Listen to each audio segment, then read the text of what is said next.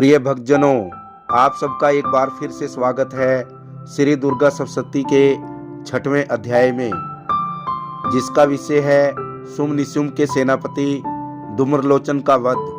तो शुरू करते हैं श्री दुर्गा सप्तशती 6वां अध्याय। प्रिय भक्तजनों, ऋषि बोले, देवी का कथन सुनकर दूत को बड़ा क्रोध हुआ। उसने दैत्यराज के पास जाकर सब समाचार विस्तार पूर्वक कह सुनाया। दूत के वचन सुनकर दैत्यराज गुस्सा हो उठा और असुर सेनापति धूम्रलोचन से बोला, धूम्रलोचन, तुम शीघ्र अपनी सेना साथ लेकर जाओ और उस दुष्टा को केस पकड़कर घसीटते हुए जबरदस्ती यहाँ ले आओ। उसकी रक्षा करने के लिए यदि कोई दूसरा खड़ा हो, वह देवता, यक्ष अथवा गंधर्व कोई भी क्यों ना हो, उसे अवश्य मार डालना। शुंभ के इस प्रकार आज्ञा देने पर धूम्रलोचन दैत्य ने 60,000 असुरों की सेना लेकर वहां से तुरंत प्रस्थान किया। वहां पहुंचकर उसने हिमालय पर रहने वाली देवी को देखा और ललकार कर कहा, अरे तू शुंभ निशुंभ के पास चल। यदि इस समय प्रसन्नता पूर्वक मेरे स्वामी के पास नहीं चलेगी तो मैं बलपूर्वक चोटी पकड़कर घसीटते हुए तुझे ले चलूंगा। देवी बोली, तुम्हें दैत्यों के राजा ने भेजा है। तुम स्वयं भी बलवान हो और तुम्हारे पास विशाल सेना भी है। ऐसी दशा में यदि बलपूर्वक ले चलोगे तो मैं तुम्हारा क्या कर सकती हूँ। देवी के यूं कहने पर दैत्य धूम्रलोचन उनकी ओर दौड़ा।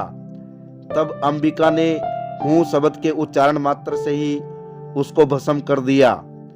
फिर तो क्रोध से विहल दैत्यों की विशाल सेना और अंबिका ने एक दूसरे पर तीखे बाणों, शक्तियों तथा फरसों की वर्षा आरंभ कर दी।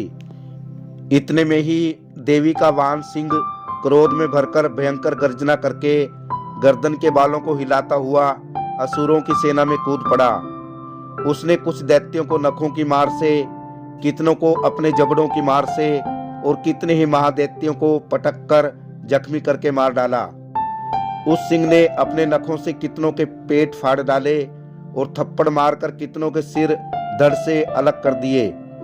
कितनों की भुजाएं और मस्तक काट डाले तथा अपनी गर्दन के बाल हिलाते हुए उसने दूसरे दैत्यों के पेट फाड़कर उनका रक्त चूस लिया।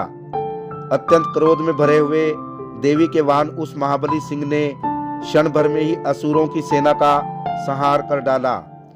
शुंभ ने जब सुना देवी ने धूम्रलोचन असुर को मार डाला तथा उसके सिंह ने सारी सेना का सफाया कर डाला, तब दैत्यराज बड़ा गुस्सा हुआ। उसके होंठ कांपने लगे।